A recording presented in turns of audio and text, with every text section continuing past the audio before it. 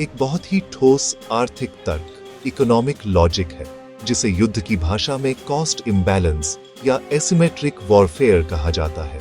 हाँ, ये बात काफी हद तक सही है और रक्षा विशेषज्ञों के बीच चिंता का विषय भी है। आइए इसे विस्तार से समझते हैं। 1. लागत का गणित, द मैथ। ईरान समर्थित समूह जैसे हूती विद्रोही जो ड्रोन और मिसाइलें इस्तेमाल कर रहे हैं, उनकी कीमत अक्सर $2,000 से $20,000 के बीच होती है। वहीं अमेरिका उन्हें हवा में नष्ट करने के लिए जो इंटरसेप्टर मिसाइल्स जैसे SM-2 या SM-6 चलाता है, उनकी एक मिसाइल की कीमत 2 मिलियन से 4 मिलियन तक होती है। दुश्मन का खर्च $20,000, अमेरिका का खर्च $4,000 अनुपात रेशियो 1:202।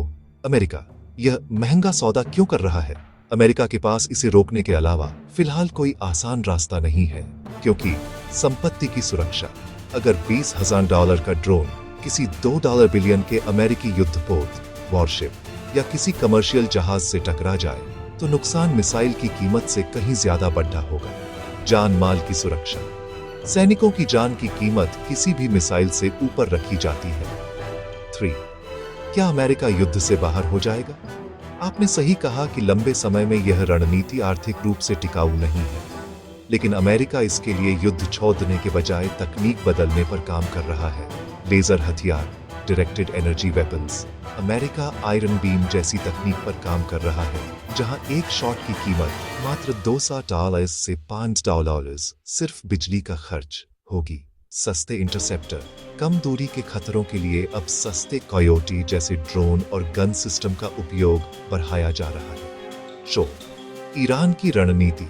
ईरान और उसके सहयोगियों का असली मकसद अमेरिका को हराना नहीं, बल्कि उसे आर्थिक रूप से थकाना, इकोनॉमिक एट्रिशन है।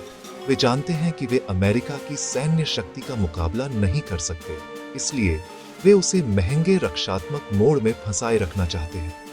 निष्कर्ष, यह एक बहुत पुरानी सैन्य कहावत को सच करता है।